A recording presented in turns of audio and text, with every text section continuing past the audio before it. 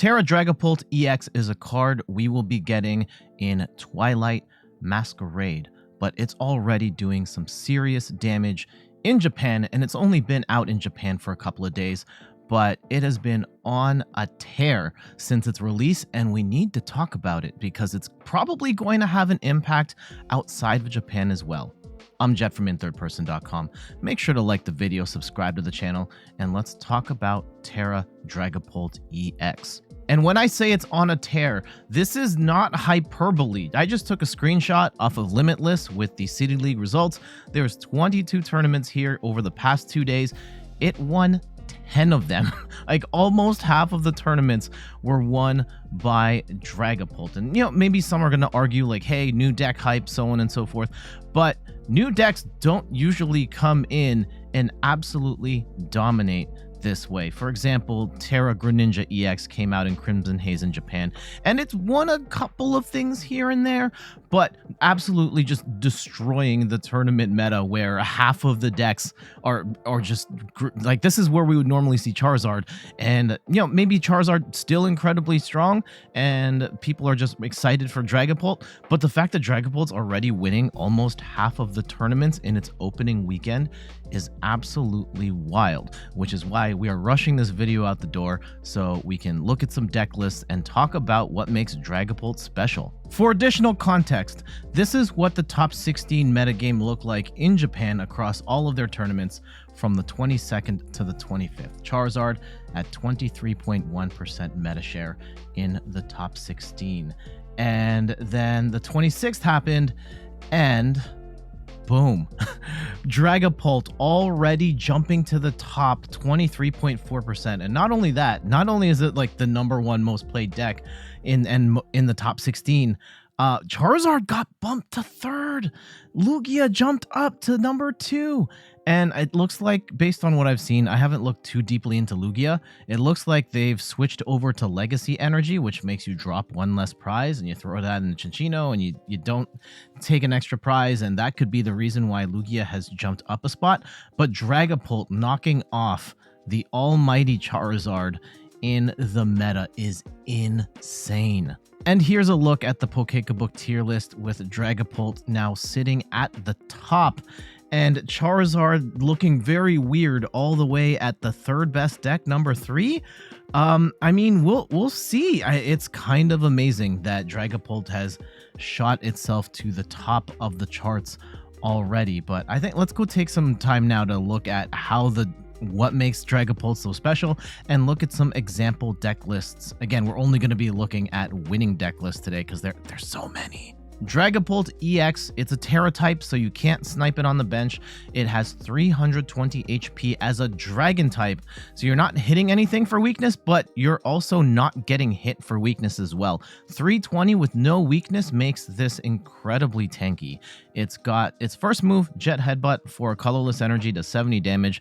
I guess it's not necessarily the worst for one. You can still knock out stuff like Charmanders and Comfeys, but really, Phantom Dive is the move we're interested in here. For 1 fire and a Psychic Energy, we're doing 200 damage plus putting 6 damage counters on our opponent's bench Pokemon in any way we like. 6 damage counters is a lot, and we can spread them out in different ways, or we can dump just 6 onto 1. That can be enough to soften up a multi-prize Pokemon for later, or take out smaller single prize Pokemon in the process. And that's going to be absolutely amazing, helping you stay ahead in the prize race. One of the unique things about Dragapult EX's snipe attack is that the conventional ways we block snipe damage don't work against Dragapult. Manaphy only blocks damage and not damage counters, so the attack is going to go through, and Jirachi can't stop it either. We're used to Jirachi at this point to block Sableye,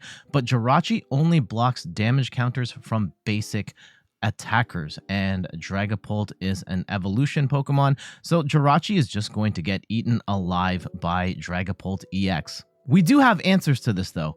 Rabska came out in Temporal Forces, and it has the Spherical Shield ability where it can prevent all damage from and effects of attacks from your opponent's Pokemon done to your bench Pokemon. This will block the shots from Dragapult, and Mist Energy will also stop the Dragapult bench sniping attacks. Now, the problem is Rabsca is an evolution Pokemon and it's going to be harder to set up. And if your opponent gets that turn 2 attack and they just snipe your Rellor off the bench anyway, it's not going to matter and then you're screwed. And then Mist Energy, you have to have that energy attached to the Pokemon, and that's the only thing it protects. So you will get some protection, but it's very limited in how you can protect yourself against Dragapult, which means this attack is largely going to go unchecked unless the meta starts warping around Dragapult. Dracloak is an amazing card as well. Its ability, Telling Spirit, once during your turn, you may look at the top 2 cards of your deck, put one of them into your hand, and put the other on the bottom of your deck. You sort of have like a Kirlia or a Comfey on the bench, and we know that these types of draw engines work really well. As I said, we see Kirlia and we see Comfey working very well, and we had a card like this in the past. I should have gotten the screenshot. Pidgeotto has the Airmail ability from the Sun and Moon days. It's the exact same thing, and that was a popular card as well. Dracloak is going to be awesome going forward because of its additional draw power. Now let's look at some lists, and today we're only going to be looking at winning lists, and I'm sure there are some amazing lists that got second place or somewhere in the top 16, but we're going to look at winning lists from Japan, not at all of them. We're going to look at a couple and start to break down what makes this deck tick and give you some examples of how to build a Dragapult deck. This one is a little more teched out, which we're going to use as our starting point. For example, it's got lots of draw power in this deck. It has the Xatu, which not only helps us draw cards, it also helps us accelerate that psychic energy. One of the awkward things about Dragapult EX is that fire and psychic energy cost, and Xatu can cover the psychic energy cost and draw 2 cards, knocking out 2 birds with 1 stone, which is nice. Rotom V helps us draw cards at the beginning of the game with that instant charge ability. We draw 3 cards and end our turn. And then we've already talked about Dracloak having that sort of Airmail ability. Look at the top 2 cards of your deck, keep 1, put 1 at the bottom of your deck. And then we've got a new card there, that third one from the left, and that's Tatsugiri with its ability Attract Customers, where once during your turn, if this Pokemon's in the active, you can look at the top 6 cards of your deck, grab a supporter, and then put that in your hand.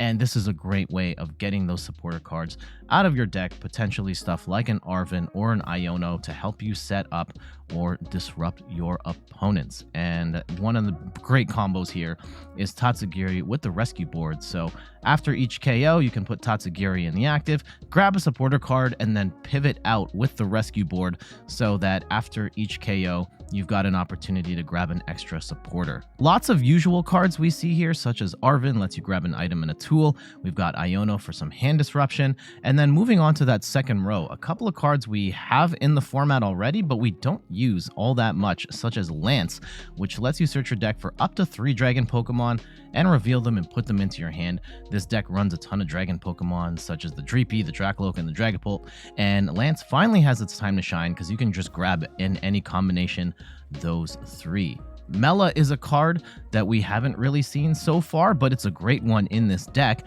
It lets you attach a fire energy from your discard pile to one of your Pokemon when one of your Pokemon gets knocked out on the previous turn, and then you can draw up to 6 cards, which can help you get Dragapult up and rolling quickly. From there, we see a lot of common cards nowadays: Buddy Buddy, Poffin, Nest Ball, Earthen Vessel for that energy, Rare Candy to evolve up. We only have 2 Rare Candy here because we do want those Dracloaks in play to help us draw cards. 2 Counter Catcher, 1 Ultra Ball, and there's skipping a little bit here. 2 new cards that we need to talk about. One of them is Enhanced Hammer, which is a reprint from a card that we got back in the day. It lets you discard a special energy attached to one of your opponent's Pokemon. This is going to be our answer for Mist Energy. Get that out of play, prevent our opponent from attacking or just minimize their ability to attack, and really helps us drop damage counters on the Pokemon that had Mist Energy to begin with. And then we have a new A-Spec, Unfair Stamp, which is an incredibly powerful, arguably going to be the best A-Spec card going forward. If one of your Pokemon was knocked out on the previous turn, you can play Unfair Stamp, and then everybody shuffles their hands, put them into their deck, you draw 5 cards, and your opponent draws 2. And being stuck with only 2 cards at any point in the game can be absolutely backbreaking. So having this Unfair Stamp while also doing 200 damage and bench snipe is a ridiculous combo. And then from there, we see some items in stadiums we've seen before, such as Rescue Board, Forest Seal Stone to grab a card of our choice. We attach that to the Rotom and grab whatever we want. And then we have the Temple of Sinnoh again, which is another backup to help take out Mist Energy. Example 2 is very similar to the first one that we saw with a couple of new tricks. This one has Pidgeot EX, which we've seen a lot in Charizard decks with that quick search ability. Lets us grab any card from our deck and put it into our hand. Can be very phenomenal for cherry picking those specific pieces that we want. And we also see Neo Upper Energy here. Many say that this is the worst of the ace spec cards, but it has value here. Instead of having to attach fire and a psychic energy, you can just attach one Neo Upper Energy and get rolling. This third example has 2 unique pieces. We still see the Xatu and the Rotom, but one of the things I love about this build is the Radiant Alakazam with its Painful Spoons ability. Once during your turn, you can move up to 2 damage counters from one of your opponent's Pokemon to another of their Pokemon. Let's say they've got a 70 HP Charmander in play. You drop 6 damage counters on the first turn, doing 200 to a multi-prize Pokemon in the active.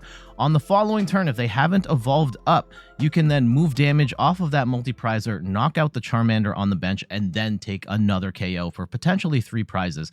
And this ability is absolutely phenomenal. When I build Dragapult eventually, I'm definitely going to have a Radiant Alakazam in there because moving damage counters is incredibly powerful in the context of a spread deck. Scoop Up Cyclone is a very cool defensive option where you get to put one of your Pokemon and all cards attached into your hand, and this lets you just scoop up a damaged Dragapult, and then with cards like Xatu, you can reattach that psychic energy and then attach from hand the fire energy onto a new Dragapult, and essentially negates your opponent from taking a 2-prize KO. So there are some great combos or like some great ace specs you can put into Dragapult. This is definitely one worth exploring. This fourth example is actually a little stripped back. We do only have one Rotom and one Tatsugiri to draw cards. The extra energy acceleration comes from Mela and Neo Upper Energy, but we don't have the Xatu here at all.